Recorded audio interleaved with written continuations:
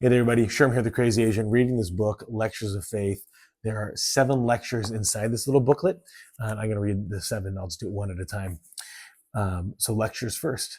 Faith, being the first principle in revealed religion and the foundation of all righteousness, necessarily claims the first place in a course of lectures which are designed to unfold to the understanding of doctrine of Christ.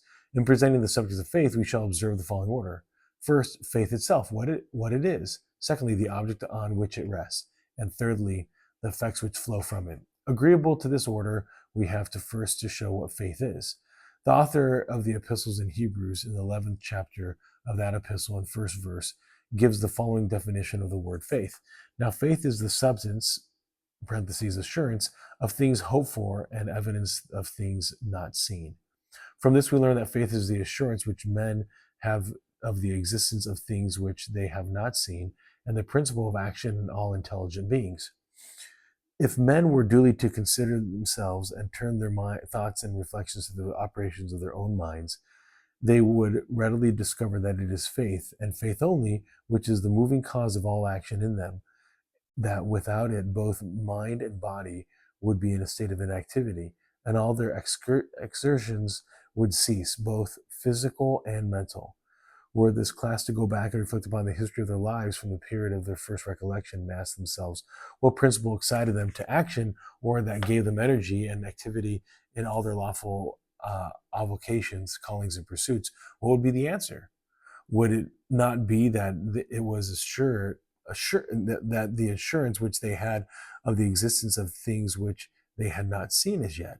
Was it not the hope which you had in consequence of your belief in the existence of unseen things, which stimulated you to action and exertion in order to obtain them?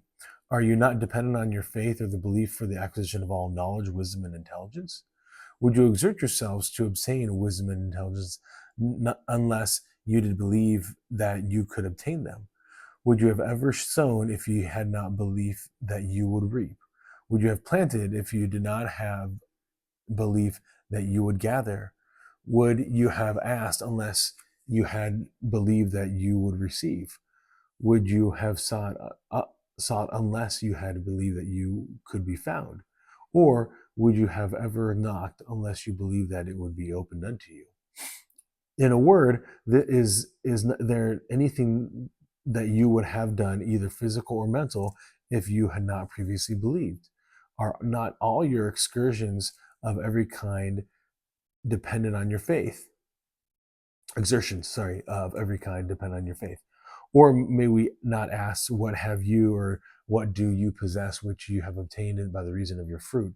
Your faith, your raiment, your lodgings, are they all not by the reason of your faith? Reflect and ask yourselves if these things are not so. Turn your thoughts to your own minds and see if faith is not the moving action of all action in yourselves.